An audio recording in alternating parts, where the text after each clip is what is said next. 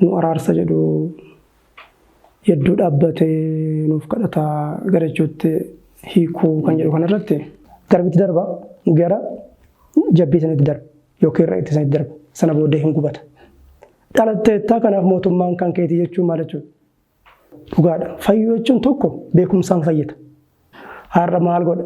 Nuuf mul'ata jechuun dhiiga isaatiin mul'ata inni amma nu mul'ata mootummaan nu mul'ata inni keessa isaa seenuudhaaf isa keessa akkamitti seenta naannu isatu si keessa seenaa. Waaqayyo abbaan barsiisee hin beeku. Abbaan barsiisee hin beeku. Inni har'a ija jabina akkamii nu kenne Kiristoos Yesuus obboleessa koodha akka jennu nu taasisee jechuudha. Obboleessa hangafa. Jalqaba irratti yoomessa yookaas eessa akka inni jiru eessa akka inni jiru akkamitti immoo akka inni jiruu fi nu araarsamoo ni murteessa. Kanaaf mirga abbaatti taa'ee jira jechuun taa'ee jechuun kun mataan isaa maalidhaa? Mirga abbaa hoo maalidhaa? Yesus Kristos Waaqayyoodha jettee tawaayidoon wangeelaa barsiisa. Asuma irratti kanarratti dabaltanii kan isin nuuf kaastan jedhee ani yaadu dhimma fayyisuu Kristos asuma irraa kaastanii abukaatummaa isaan jedhee kaasa keessumattuu Roomee boqonnaa 8:34 tarii macaafa kan mana kiristaanaa keenya irratti kan murteessu jedha garuu kan isaanii irraa kan kadhatu jedha abbaa biraa qaamna jedhanii kan isaan abukaatuu qaama isaaniif kadhatu ammallee kan dhaabbatee kadhatutti kan isaan kaasanii jiru waan ta'eef dhimma kana akkamittiin nuuf kaastu akkamittiin nuuf ibsitu.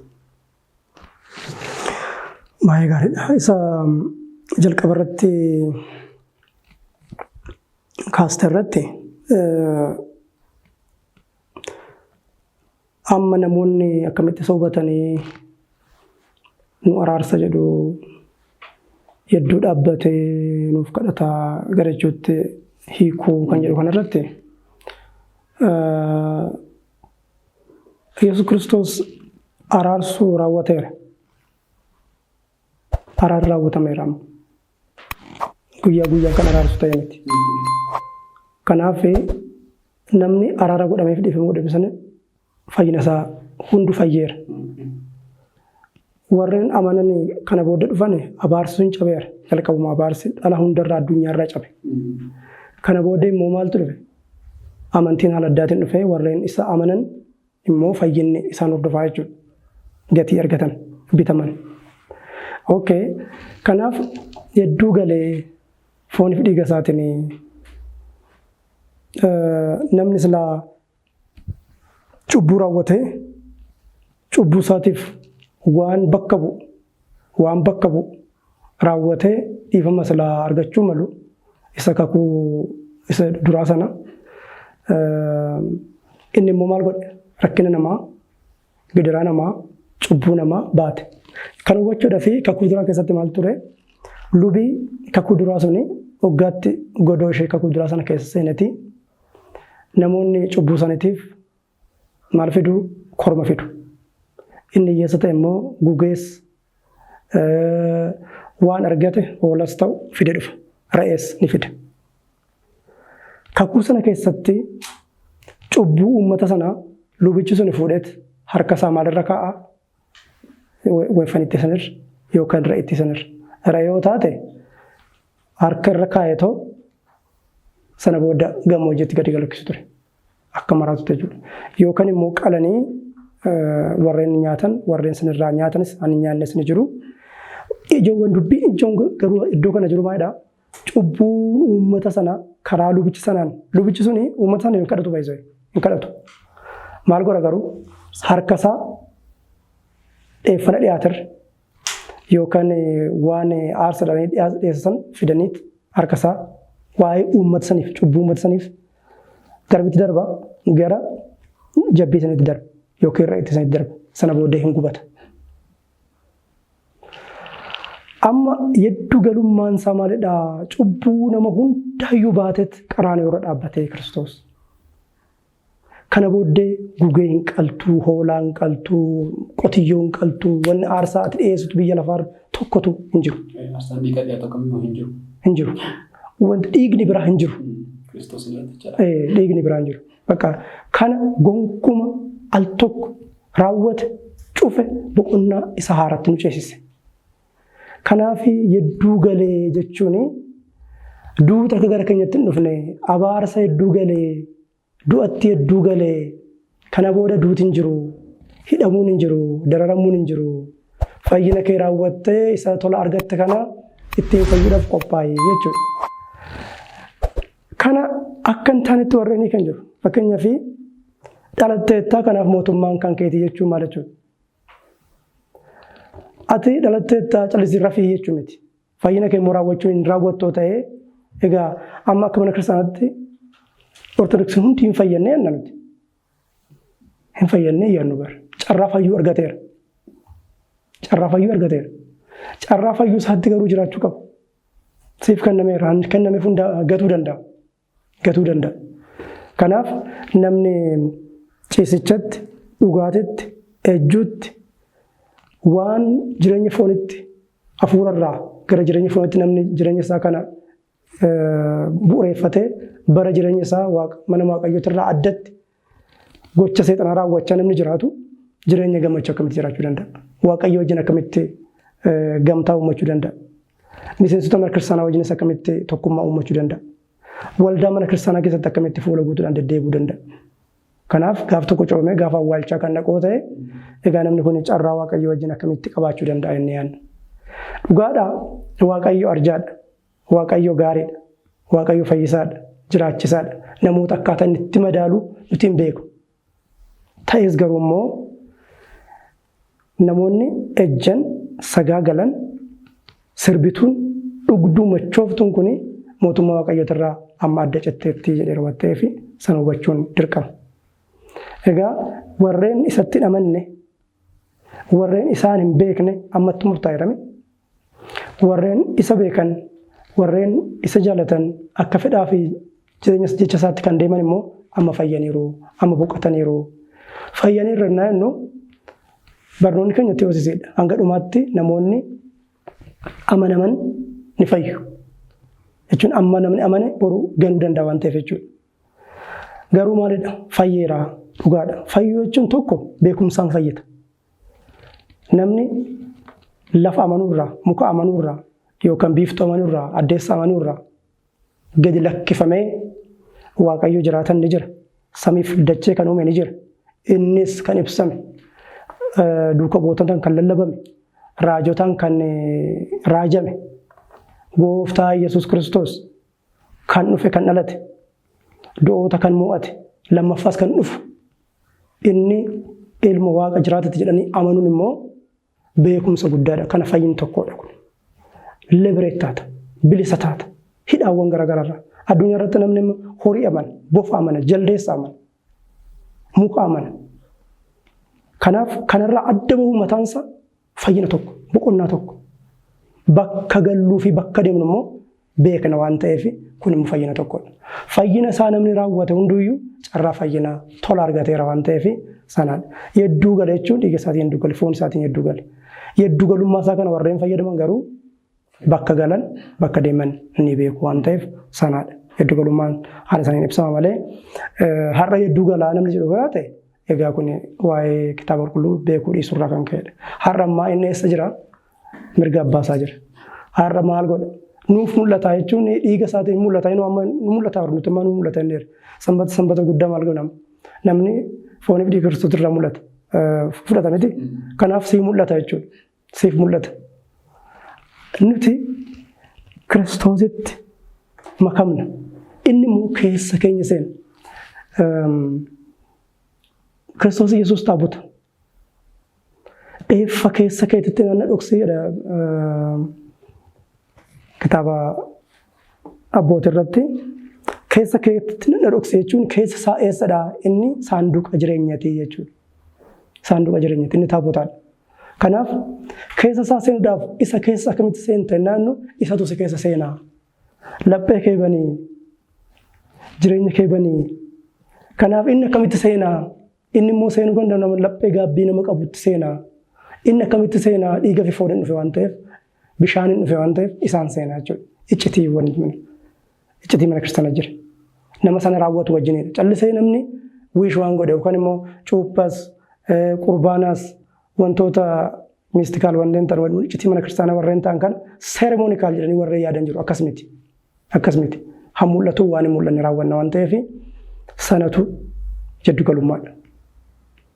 Kanaaf namni jireenya sana keessa jiraatu dhugatti bakka deemu ni beeka waan ta'eef har'a murtaa'eera jechuudha. Egaa duuti har'a murtaa'u egaa hubanne fayyinni har'a murtaa'u nuti kiristaanonni ni amanna jechuudha. Kanaaf fayyinneerraa nuuf ta'eeraa arganneerraa jennee kan amannuuf kanaafidha. Egaa waa'ee fayyisuu gooftaa Yesuus Kiristoos ni fayyisaa dhugaadhaan ni fayyisa. Warreen fayyina isa barbaadaniif. Tola miti kun. Tola miti. Jechuun duratti maal jennarra duuti akkuma tasaa dhufe miti amma fayyinni akka tasaa miti. Fayyinni haala addaatiin dhufe. Fakkeenyaaf hojii duuka gootaa boqonnaa 5:31 irratti sagaleen Waaqayyoo akkas jedha. Waa'uma fayyisuu gooftaa Yesuus Kiristoos kana wajjin saba Israa'el wajjin wal qabsiisee waan dubbatudha. Waaqayyo uummata Israa'elii fi gaabbii fi cubbuudhaaf dhiifama akka kennuuf Yesuusin hoogganaa fi fayyisaa taasisuun kabajaan mirga isaa akka taa'u taasiseera. Mirga abbaa Waaqayyo abbaan. Eenyudhaaf saba Israa'elii irratti maal akka ta'u gaabbii fi cubbuudhaaf dhiifama akka kennuuf. Inni gaabbuu yoo gaabban cubbuu isaaniif dhiifama akka laatuu fi aboo kanaa aangoo kanaa addatti qabaa jechuudha. Addatti qaba jechuun maal jechuudha? Waaqayyo abbaan karaa ilmaa hojjeta, ilmi karaa abbaa hojjeta jechuudha. Waaqayyo abbaan amma caqasasaa sini baasuun nu qophoofne malee Waaqayyo abbaan kan barsiisan irratti gara ilmaa kan dhufu hin jiru. Waaqayyo abbaan barsiisee hin beeku. Abbaan barsiisee hin beeku. Sana jechuun maal jechuudha?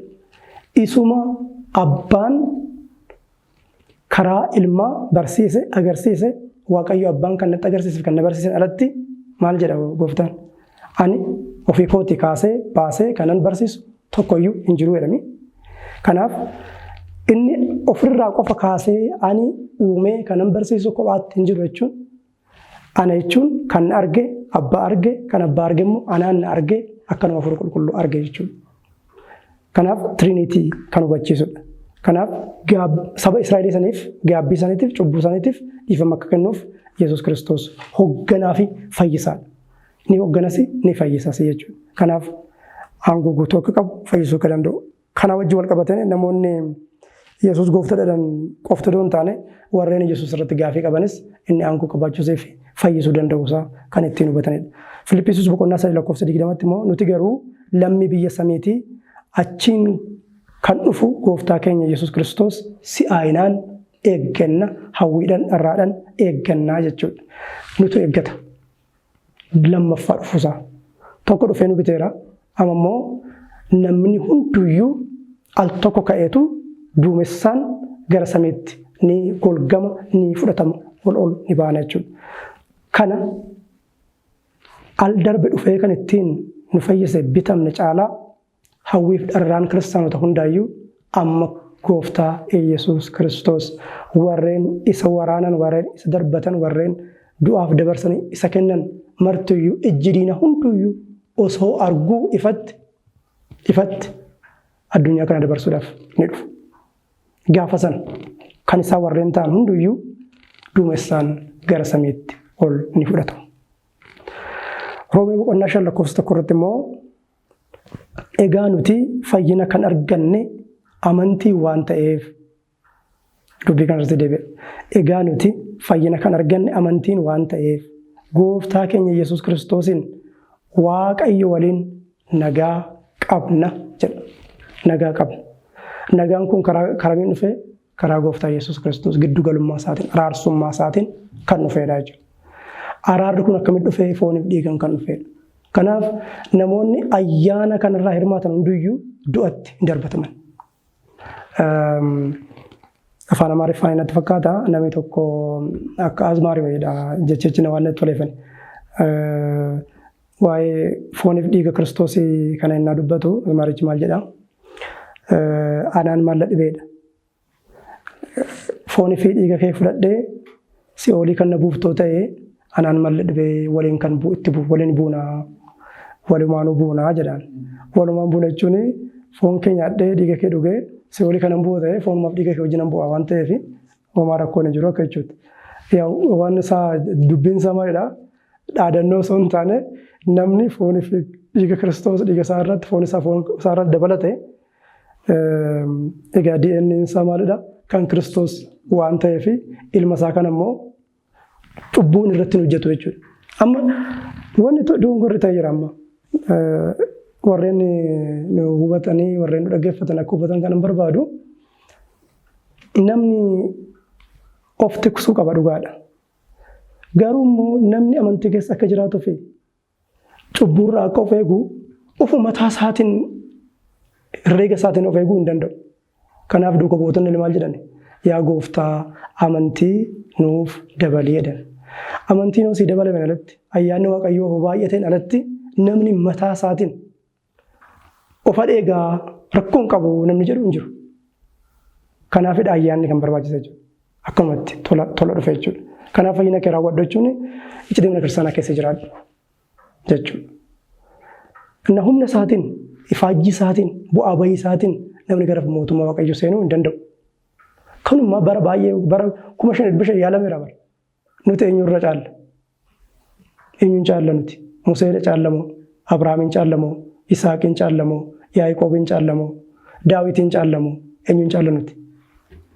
Warreen kun hunduyyuu garraamummaan isaanii, arjummaan isaanii, beekumsa isaanii Solomoonin caallaa nuti beekumsas ta'e. Kana booddeellee beekumsi biyya lafaa dhufe nama akka kee namni ogummaa qabu wisdom namni akka keetiin uumamudha. Barnoonni dhufuu qaba maal jedhame? Qaroomina akka keeti. Ogummaa akka keetii namni qabuun uumamneedha. Beekumsa akka keetiin jenna. Beekumsi namni profeshinii garaagaraatiin beekaa ta'uu danda'a. Garuu gameessa ta'uu hin danda'u. Wisdom. Sana akkumatti namni dhalootaan kennaa Waaqayyootiin. Kennaa Waaqayyooti. Sanaaf namni akka keenya jiru jedhame. Namni kunillee dhumni isaa maal ta'e? Bara sana keessa ture, bara abaara sana keessa, bara kufaati sana keessa, bara namni humna isaatiin erguu gahuu hin dandeenye keessa ture waan ta'eef carraan isaanii kanuma Gooliyaad wajjin tokko ta'e jechuudha. Egaa Waaqayyo haala addaatiin dhoksaa isaa keessa isaan teechiseera jedhanii abbootiin ni barsiisu ta'es garuu ifatti barri sun bara abaarsa waan ta'eef sanas ta'ee sana gannatii arguu hin dandeenye. Qabxiin biraa namoonni faarfannaa 34 irratti ergamoonni Waaqayyoo warreen isaan sodaatan bukkee ni dhaabbatu ni fayyisus jedha. Ergamaan Waaqayyoo ni fayyisaayii, ergamaan Waaqayyoo aangoo qabaayii gaafin jedhu burjaajii namoota irratti ni fayyisaa. Egaa kitaabuma jedha miti ni fayyisa. Ni fayyisa jechichi tokko ta'uunsaa garuu Kiristoos ni fayyisa kan jedhuu fi ergamaan Waaqayyoo ni fayyisa jechuun garuu tokko miti. Jechichi tokkuma. Fakkeenyaaf Museen Waaqa ta'ee uummata sanarratti Museen uummata sanarratti Waaqa ture. Waaqa ture. Waaqa ta'e jechuun amlaak Waaqa ture dhugaatti Waaqa ture akkas miti. Waaqa ture innaa jennu garuu jechichi tokko waan ta'eef Museenis Waaquma jennee hin fudhannu. Ergamoonni Waaqayyoo aangoo qabu. Fakkeenyaaf luba Zakkaariyaasitti godoo sana keessa Waaqayyo gara Zakkaariyaasitti ilmoon horattaa ilma dhiiraan deessaa jedheetoo ergamaa gara isaatti innaa ergu lubichi fudhachuun barbaanne umuriin koo deemeera. Revelationiin kun wanni itti dhufaa jiru kun sirrii bitee filate. Dhugaadha jafoonitiin dhugaadha jechuun barichi darbeera maallaan jechaa jira qoramaan jedhee yaade. Hamma wanti kun ta'utti garuu ati maalin taatu deen afaan kee hidhamaa taa'e. Egaa Waaqayyo biraa dubbii sana keessatti kan hubannu Waaqayyo biraa Zakkaariyaas bira dhaqi yoo sidii afaan isaa cufee kootu hin jenne yookaan immoo ani egaa ilma horattas jechuun dhufe ati immoo fudhanne kanaaf Waaqayyo maal akka jedhee riipoortii gochuun deema. Kanaaf kun maal hubachiisa? Ergamaan suni aangoo qabaachuusaa kan hubachiisudha. Aangoo qaba jechuun maal jechuudha? Ergamoonni Waaqayyoo fedhii Waaqayyoo raawwachiisudha kan barbaadan. Nusi akka fakkeenya Waaqayyootti, akka fedha Waaqayyootti, bara kakuu haaraa keessa immoo namni Waaqa ta'e Waaqa nama ta'e gonkumaa kan jedhamu sana namni akka waaqaa jiru kun fedhii addaam hawwa sana waaqayyo fira taane firooma keenya nu wajjin dhiiga horate nu wajjin foon uffate akka keenya ta'e. Kanaaf firooma gooftaa wajjin obbolummaa gooftaa wajjin abbooma gooftaa wajjin horan. Ni yaadattoo ta'e haati kee fi obboleonni kee ala dhaabbatanii si barbaadu gaafa jedhaniini gooftaan maal jedhe warreen adiraasha keessa baratan warreen jecha koo dhagaanidha. Kanaaf amma kana haadhas taane abbaas taane obbolaas haa taane warra maal ta'edha garuu kuni warra jecha isaa dhagee warra misraachoo wangeelaa lallabuu fi lallabee immoo jireenya godhate jechuudha.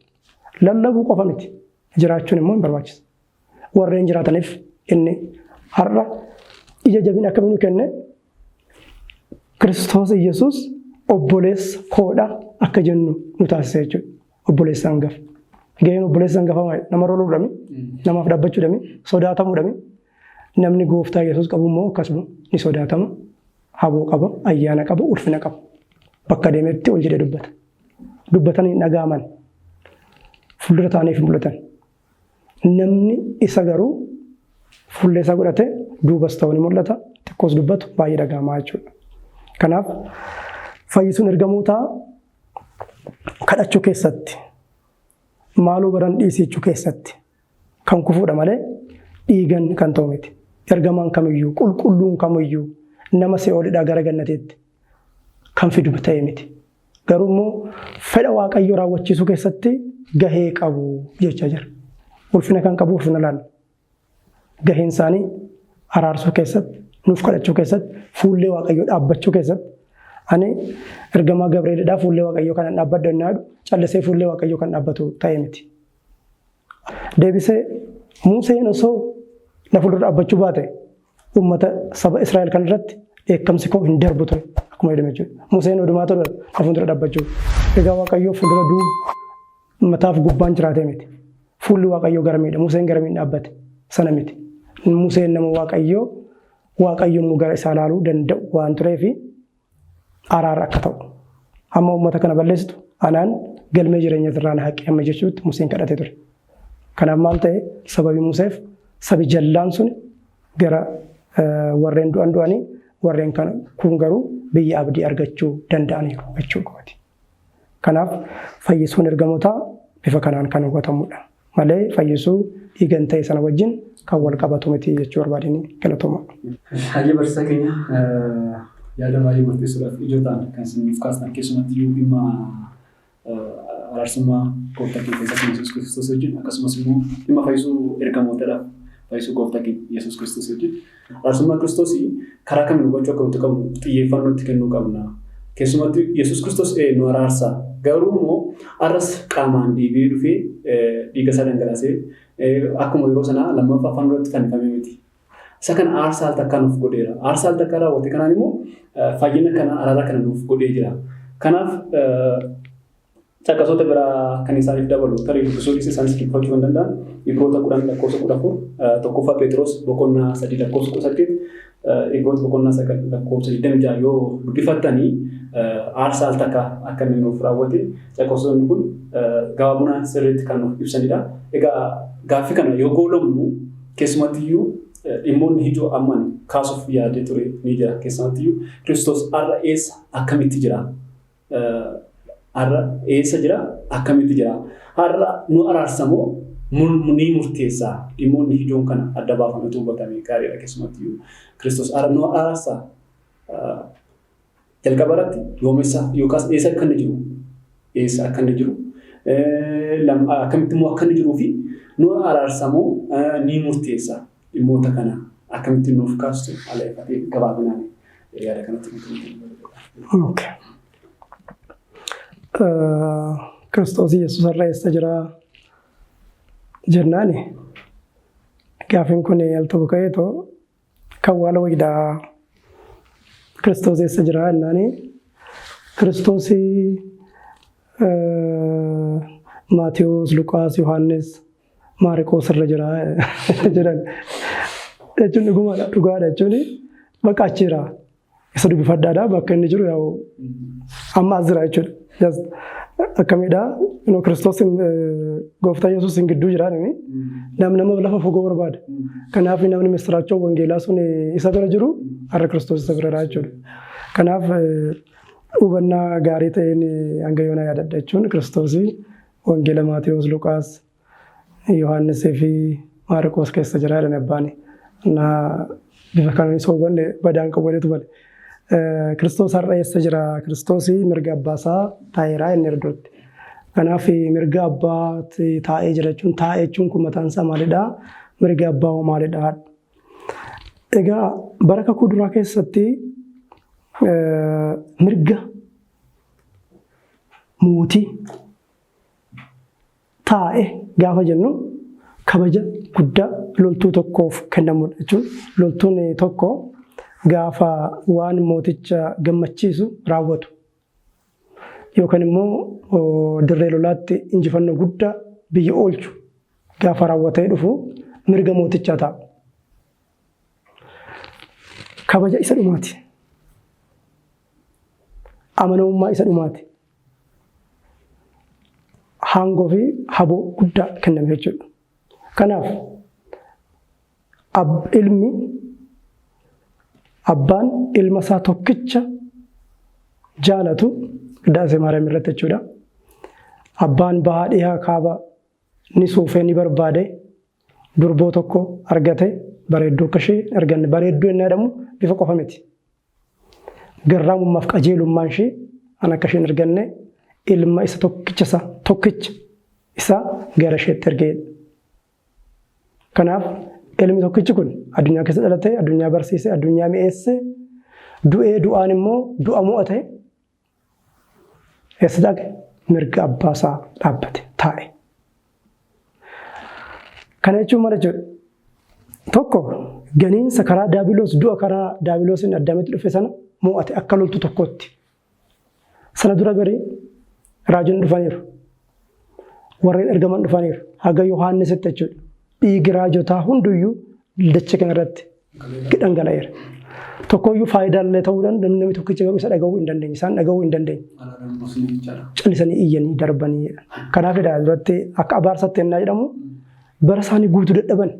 Har'as barii al tokko tokko hin nuffinamin nuti mataan keenya nu nuffina. Egaa nuti fuuldura shootalaan dhaabbanne yookaan immoo beellee daarree hin barsiifne. Jireenyi keenyas wangeela jenneetoo addatti kanaaf qoodamne dadhabbii baay'eetti hin dadhabne. Ta'es garuu waanuma guyyaa keessatti sa'aat akkas lamas daqiiqaa walakkaas iddoo wayiitti waamne dubbannuu fi namni jijjiiramu inni yaadne. Nuti mataa keenya lafa jijjiiramnetti jijjiirama namaa eegnaa jechuudha.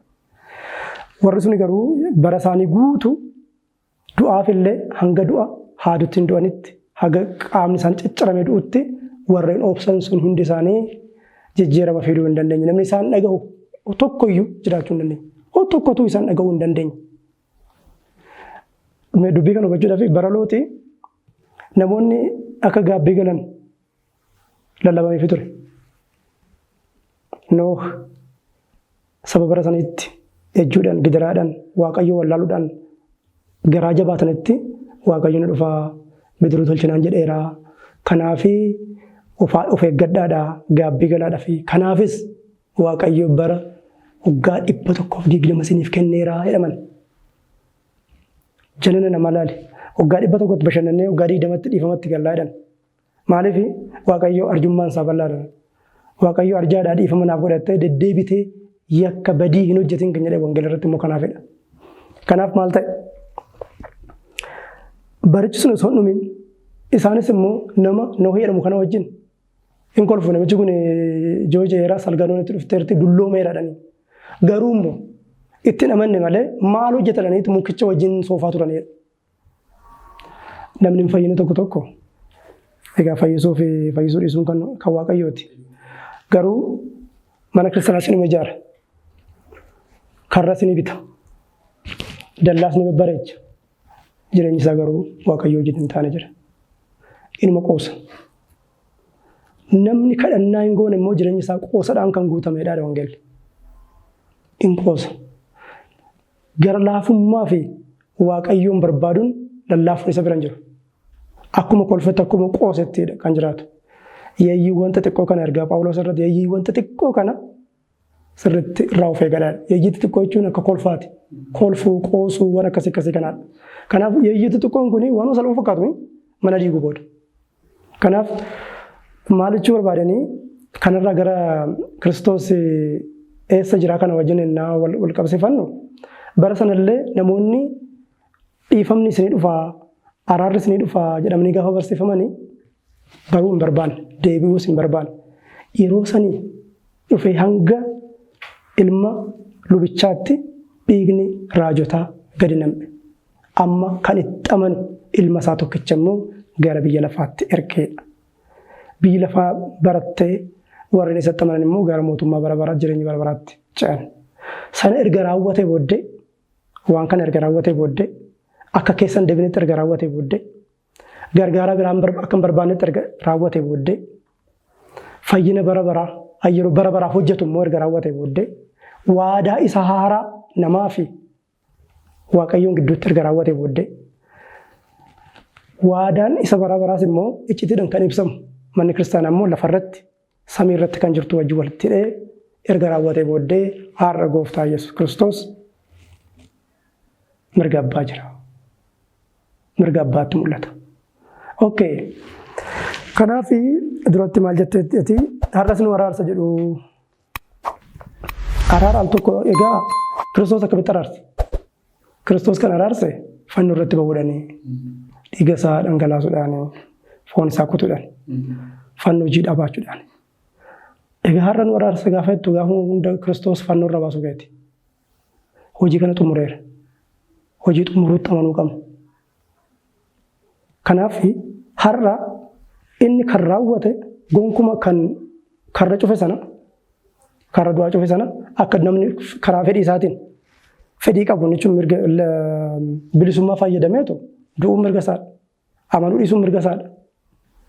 Mul'ata Yohaannis irratti kitaaba kana chaappaadhaan cufuudhaa hin cufinii namni kana booddee kan shakku haa shakku kan du'us haa du'u kan jireenyatti dhufumu haa jiraatu.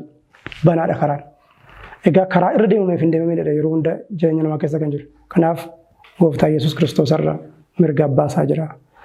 Har'a gooftaa Yesuus Kiristoos nuuf hin kadhatu. Yohaannis irratti maal jedhee kana booddee waan ani isiniif kadhadhu akkasumatti fakkaanne.